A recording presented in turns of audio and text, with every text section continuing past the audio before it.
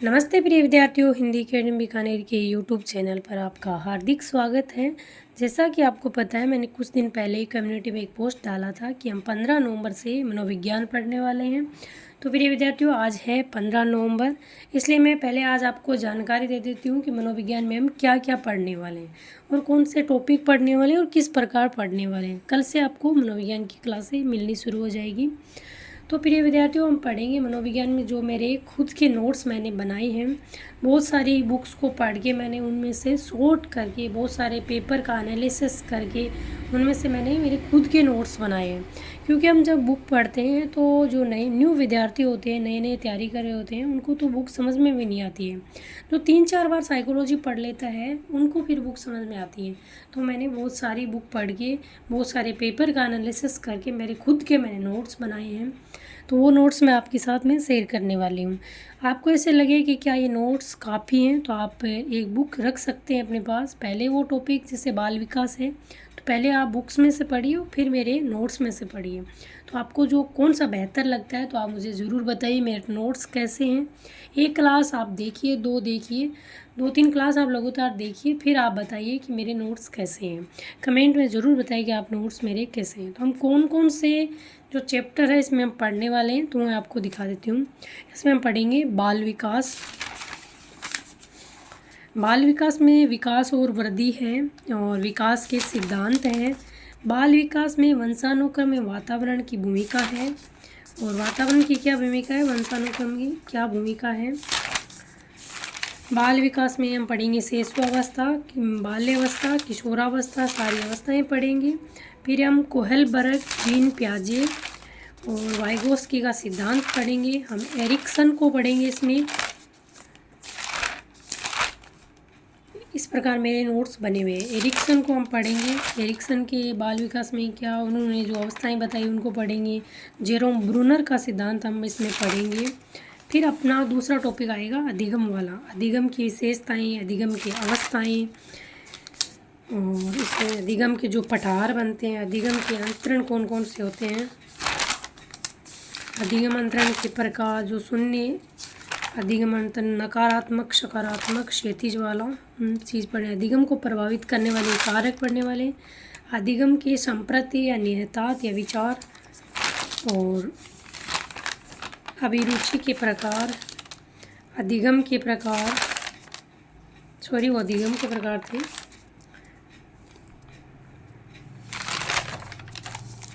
अधिगम के जो सिद्धांत हैं जिसमें पावलोव का सिद्धांत हम पढ़ेंगे, प्रयास एवं त्रुटि थोंडाई का सिद्धांत पढ़ेंगे, अनुकूलित अनुक्रिया का सिद्धांत पढ़ेंगे, पुनर्बलन हल का सिद्धांत पढ़ेंगे, क्रिया प्रस्तुत सिद्धांत और जो स्किनर का है वो हम पढ़ेंगे। और हम इसमें पढ़ेंगे जो बांडुरा का सिद्धांत है, गेस्टाल्टवादियों का सिद्धांत है, वो सब इसमें हम पढ़ने वाले हैं। गेस्टाल्टवाद का थ्योरी जो है वो हम पढ़ने वाले हैं इसमें। सामाजिक अधिगम बंडूरा वाला है। मैं एक बार नोट्स दिखा देती हूँ कि विद्यार्थियों को पता चले किस प्रकार है और कौन कौन से इसमें टॉपिक हमारे बने हुए हैं। अगला टॉपिक हमारा आता है अभिप्रेरणा वाला। अभिप्रेरणा के चक्कर, अभिप्रेरणा के सिद्धांत, चिंतन वाला टॉपिक है, छोटा सा टॉपिक है। फिर आता है सबसे बड़ा टॉपिक व्यक्तित्व वाला। प्रिय विद्यार्थियों, मनोविज्ञान में आपका व्यक्तित्व, बुद्धि, शिक्षा, मनोविज्ञान, मनोविज्ञान, बाल विकास, अधिगम, ये 5-6 टॉपिक बड़े हैं। और फिर आपके जो मनोविज्ञान में टॉपिक आते हैं वो छोटे छोटे टॉपिक आते हैं। जैसे आपका सृजनात्मक बुद्धि वाला हो गया, आपका अभिप्रेरणा वाला हो गया, छोटे छोटे टॉपिक हैं। फिर आपकी आएगी शिक्षा मनोविज्ञान की उत्पत्ति वाला टॉपिक है कि शिक्षा मनोविज्ञान किस प्रकार चला, किस प्रकार इसकी उत्पत्ति हुई। सबसे पहले आपका आत्मा का अध्ययन शुरू किया, फिर आपका आया था मन का अध्ययन, फिर आपकी चेतना का अध्ययन, फिर हम व्यवहार का अध्ययन पढ़ेंगे। फिर मनोविज्ञान के प्रकार पढ़ेंगे, मनोविज्ञान के जो सिद्धांत हैं, इसमें जो वैज्ञानिकों ने क्या क्या परिभाषाएं दी, शिक्षा मनोविज्ञान क्या है, शिक्षा मनोविज्ञान की परिभाषाएं क्या है, किस मनोवैज्ञानिक ने इसके बारे में क्या कहा,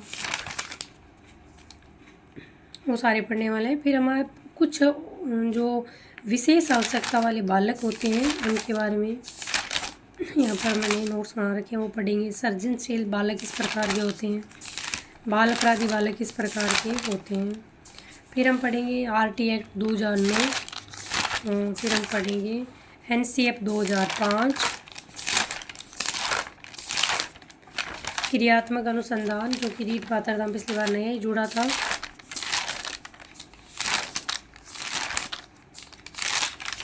मापन पर शिक्षण प्रक्रिया के आधार जो हैं वो पढ़ेंगे।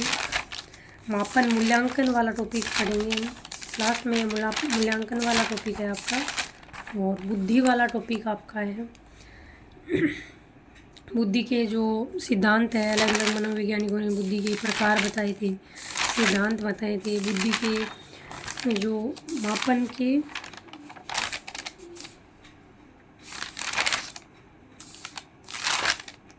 बुद्धि के जो परीक्षण बताए थे वो ये बुद्धि वाला टॉपिक है। और ये आपकी संवेगात्मक बुद्धि आ जाएगी। ये शैक्षिक बुद्धि से आ जाएगा आपका ज्ञान, अवबोध और विश्लेषण, संश्लेषण, मूल्यांकन। शैक्षिक उद्देश्यों का वर्गीकरण भाषा के आधार पर। फिर एक आपका टॉपिक आता है बाल चिंतन वाला, ये छोटे छोटे सीखने के प्रतिफल, ये छोटे छोटे टॉपिक हैं। तर्क वाला, कल्पना वाला, लास्ट में स्मृति वाला, स्मृति के प्रकार। तो ये आपका हो गया पूरा। तो प्रिय विद्यार्थियों, इस प्रकार जो मेरे नोट्स हैं बने हुए हैं। तो ये पहले हम नोट्स पढ़ेंगे, और पढ़ने के बाद में आप 5-10 क्लास लोगे तो आपको पता चलेगा किस प्रकार के नोट्स हैं। और फिर हम करेंगे जो 4 पेपर हुए थे 2022 में, उन पेपर का हम सॉल्यूशन करेंगे। उसको मैंने ऑफिशियल साइट से निकाल लिया, तो उनको मैं दिखा देती हूँ। ये हुआ था 2022 में जुलाई में फर्स्ट शिफ्ट का रीट पात्रता का, और ये हुआ था सेकंड शिफ्ट, और ये हुआ था थर्ड शिफ्ट, और ये हुआ था फोर्थ शिफ्ट। और इनकी चारों के ऑफिशियल आंसर की, जो कि मैंने ऑफिशियल साइट से इसकी फ़ोटोकॉपी निकला ली है। तो प्रिय विद्यार्थियों, ये आपको मेरे नोट्स और मेरे ये तो पढ़ने के बाद में पता चलेगा आपको कैसे हैं। तो कल से आपको ये नोट्स हैं वो मिलने स्टार्ट हो जाएंगे। आज आप ये सूचना वे अपने विद्यार्थियों के साथ में, अपने मित्रों के साथ में शेयर कर दीजिए। जो भी विद्यार्थी आपके आसपास में रीट की सेकंड ग्रेड, फर्स्ट ग्रेड की तैयारी कर रहे हैं, उनके साथ ये वीडियो ज़रूर शेयर करिएगा, और मेरे चैनल को लाइक एंड सब्सक्राइब ज़रूर करिए। जय हिंद, जय भारत।